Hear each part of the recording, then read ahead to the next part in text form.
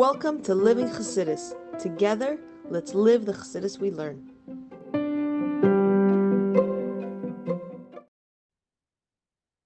Good morning, everybody, and welcome to Chassidus in the morning. 15 minutes to change our lives. Kuntres up to Maamer Yud Gimel Parak base. Start by Yom Tzedakah, Gadol Tzedakah, Shemak Eretz Yisroel, and we're going to learn honor the hostages and all the Eretz Yisroel, specifically the soldiers. And we're going to focus on Eden ben Galit. That Hashem should be healthy, safe, and we should have enough of these Galit. Galit we see around us with all the sheker, the falsehood, and all the craziness going on, and how the world's double standard when it comes to Eretz Yisroel. Eretz Yisroel shouldn't fall for the pressure. Should do what's right. Take care of business once and for all. Parak base. So now we're going to discuss, because last 2 days we were talking about how we have to not fool ourselves, because that we have the self-love that covers over the reality. And when we excuse all our faults and everything that we do that is good, we take all the credit and we don't give anyone else the credit. And we said there's no excuses, because we have an Nefesh L'Kis. And the Nefesh L'Kis, his whole job is to help us overcome these natural tendencies. So we can't use my nature as an excuse. And even if it is to a certain extent an excuse, that's what he says. That even though, like, let's say you're in an environment, that's what you grew up with, that's all you knew. But you can't use that totally. And now we're going to discuss, how does this work between the Nefesh Bahamis and Nefesh L'Kis? How does it actually happen that the Nefesh L'Kis can overcome the Nefesh Bahamis? Seemingly, it's a very tall order. And we're going to explain why. And this helps us understand what we talked about yesterday, that when we do a mitzvah, it's a chiddush, it's a novel, it's like, wow, it's beautiful. It's not, that's obvious. And when we do an avera, that's the chiddush. We shouldn't be doing averas. Of course, we shouldn't be doing averas, but with sort of, there's a built-in system that is very easy to do averas, and it's part of that nature. But again, like we said before, no, it doesn't mean we should justify our actions, meaning we should earn up to our actions. Let's see. Parak base. To explain the idea of how it's possible that this whole battle between Nefesh Bahamis and Nefesh L'Kis, Hine be'emes, ein muvan klalus ha'inyan, ma sheyesh bekoyach ha'nefesh L'Kis le'izgaber ha'nefesh Bahamis. He says, by nature, it doesn't make sense that the Nefesh L'Kis can overcome the Nefesh Bahamis. The whole premise that we had yesterday was that the Nefesh L'Kis, his whole job is to overcome the Nefesh Bahamis and to help us. So we have no excuses. We have a Nefesh L'Kis. That's what its job is. So now the Rebbe Shab is asking, how does that premise even work? How is it possible? Why? So let's see. Hine Ksiv says in Mishlei, Tzadik Harishain Berivai. The first person to come to the argument to give over their opinion, they are righteous, not righteous. Meaning they're right. Meaning before, if you come and you give, and that's why in the Beis Din you can't speak without the other person there. But you come, you give your opinion. So already the person heard their opinion. The one that comes first sets the tone and takes charge of the situation. Mitzvahs David explains, because he can make these words push in. You can get your whole immersion, everything across to the person you're speaking to. And if there's no one to argue with you, no one to stand there and say, hey, that's incorrect, so you give it over. And that's why they talk about in society these days. There's a whole discussion about like having open dialogue. But you hear one opinion, and one person comes and tells you their opinion without hearing the opposite flip side, you could be totally off. Because there's no one on the other side saying their opinion, the other opinion. So you're only getting a very one-sided opinion. The kasher shnayim hachalukim. Whereas when you have both of the two opinions, two siding forces are saying their opinion together, Hine tanasa shall call echad and nechleshes. Mitanasa is zulasi. So everyone's opinion is much more weakened. And that's why when it comes to like political discussions or whatever all these discussions people have nowadays, when you have two sides coming to speak, and that's why it's important to be able to have an open dialogue, open and to talk to people. Good communication is why it's so important. Because automatically it will not make people too extreme. Now, this doesn't mean to say that as being a Yid, you should listen to other people's opinions. You're a Yid and you go according to Torah. That's not the point. The point is we're discussing Nefesh B'Ham and Nefesh L'Kis, but I'm saying in that discussion of like the politics, whatever, it's the idea that we have to recognize that if we're only hearing one side, then this is sort of the issue that's going on these days. People are being polarized. They don't listen to the other side.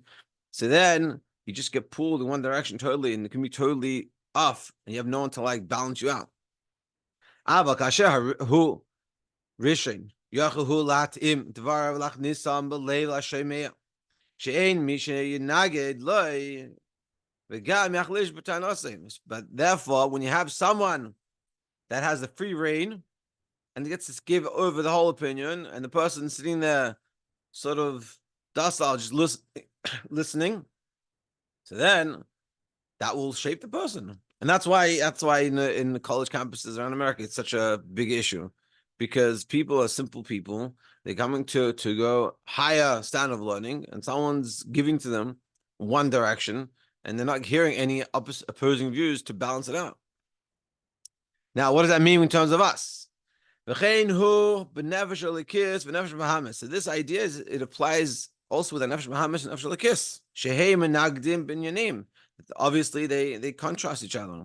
The Nefesh Bahamis wants the animalistic physical desires, and Nefesh L'Kis wants to connect to Hashem. The Nefesh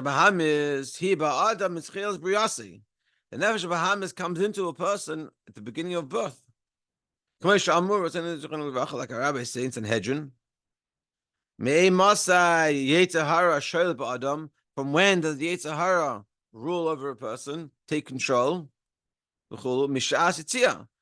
the moment of birth, when the baby comes out of the mother's womb, that's when the Nefesh Bahamis comes in. Of a Medrash Rabbah in Parshas Noach, it says Darash min Urav. It says from min Urav, from literally means like the young. So what does it mean? Mishar shenin lotzes me'ima. In the time it starts to want to get out of the mother's womb. So that's when the Nefesh Bahamis comes in. So first you're born, and that's the Nefesh Bahamis right there and then. Now, when does the Nefesh L'Kis come?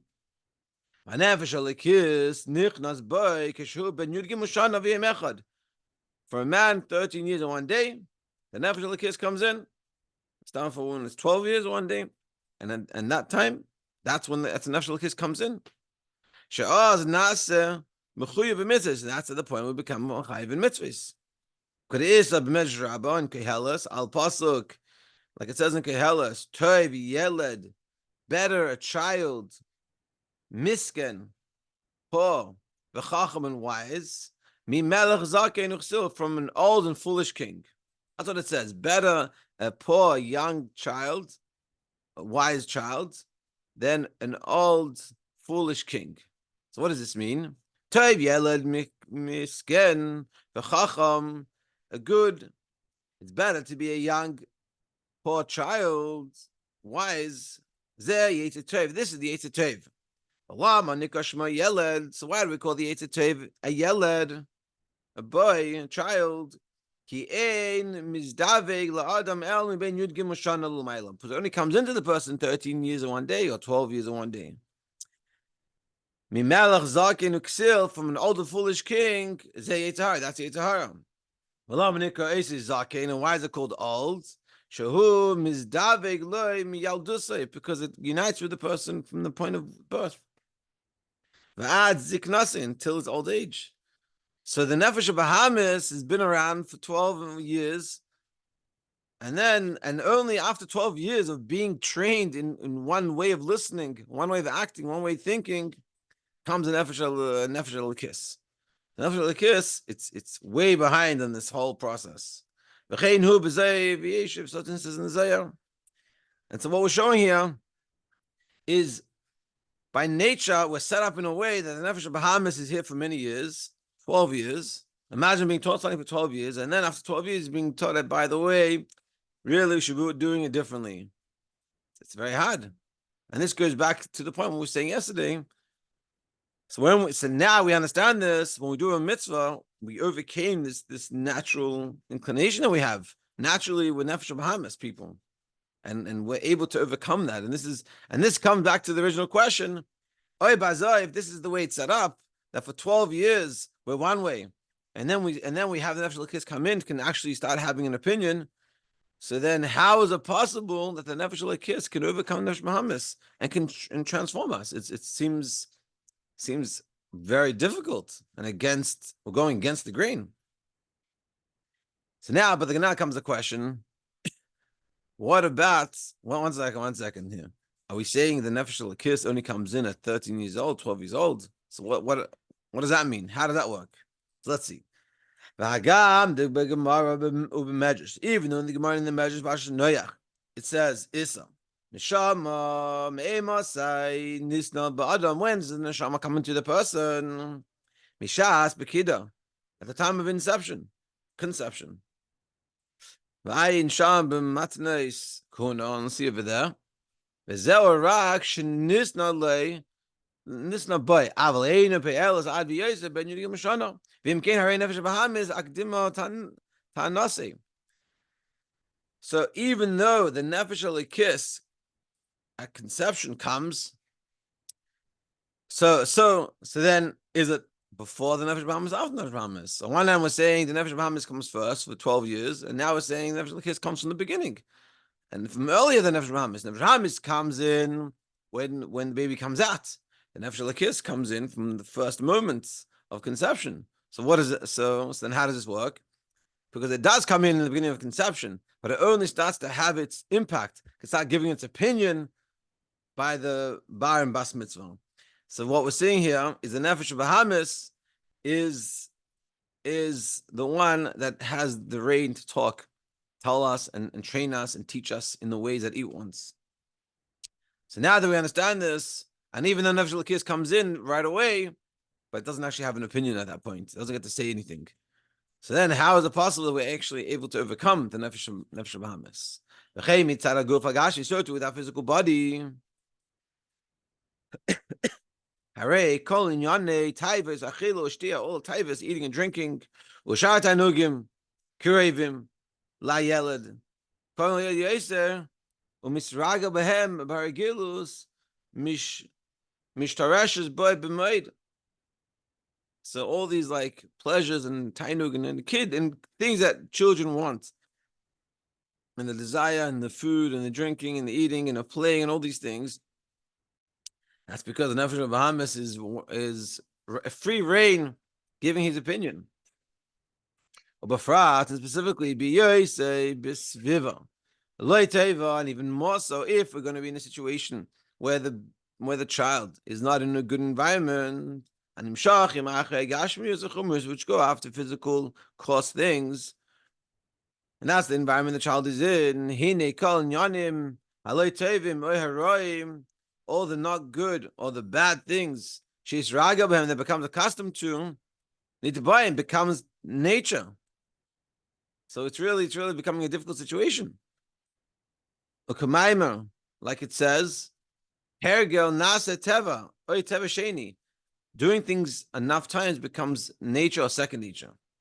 Which becomes very difficult to remove ourselves from it. And so this is in our negative, that being that we have the situation that is being set up, that we have for the first 12 years, the nefesh Bahamas is in control. And even more, so already it's pulling us into directions that are not the best. And even more, if we're in a bad environment, that's also pulling us. And even though this is not our nature, but hanging out and every day being exposed to certain things becomes nature. And this is a very important realization for us, that doing things, being exposed to things in the negative or in the positive makes it becomes nature or second nature to us. So if we want to change ourselves, we have to make sure we're in healthy environments, hang out with people that are good for you, that are positive for you, and making you go in the right direction, versus hanging with people that are not doing that for you. It's going to pull you. They're both going to pull you. It just matters which way you want to go. But the Mitzvah always should recognize this and be a little bit easier on ourselves, understanding that for the first 12 years of our life, the Nefesh of Bahamas has been having the say, the opinion. It's like a person going to university, to college for 12 years, being indoctrinated one way, and then come out into the real world, and suddenly it's like, hey, there's a different world out here. So Mitzvah Shem, all of us, we should recognize this, and we should be easy on ourselves. We should have an amazing day.